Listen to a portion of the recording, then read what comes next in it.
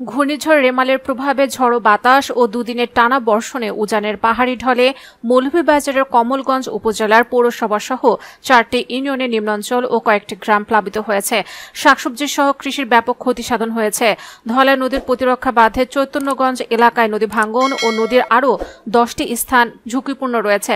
সরেজমিনে খোঁজ নিয়ে জানা যায়, কমলগঞ্জ উপজেলার পৌরসভা এলাকার পানিশাল সদর ইউনিয়নের চৈতন্যগঞ্জ, নারায়ণপুর, শমশেরনগরের রঘুনাথপুর, পতনউশানের নোয়াগ্রাম সহ আদমপুর ও রহিমপুর ইউনিয়নের আরও কয়েকটি গ্রাম সহ নিম্নাঞ্চল এলাকা প্লাবিত হয়েছে। আউশ ক্ষেত, শাকসবজি সহ কৃষিক্ষেত তলিয়ে গেছে। এতে ব্যাপক ক্ষতির আশঙ্কা করছেন কৃষকেরা। মঙ্গলবার বিকেলে ধলাই নদীর প্রতিরক্ষা বাঁধের চৈতন্যগঞ্জ এলাকার নদী ভাঙ্গন দেখা দিয়েছে। মঙ্গলবার সন্ধ্যা 6টা পর্যন্ত ভানুগাছ রেলওয়ে সেতু এলাকায় ধলাই নদীর পানি বিপদসীমার 31 সেন্টিমিটার উপর দিয়ে প্রবাহিত হচ্ছে। নদীর পানি ও পাহাড়ি ঢলে নিম্নাঞ্চলে দ্রুত পানি বৃদ্ধি পাচ্ছে। পৌর এলাকার বাঁধবাসী সচেতন মহল কয়েকজন বাঁধবাসী বলেন, ধলাই নদী থেকে ড্রেন দিয়ে পানি বেরিয়ে আমাদের 2টি গ্রাম প্লাবিত হয়েছে। আমরা এখন পানিবন্দী হয়ে আছি।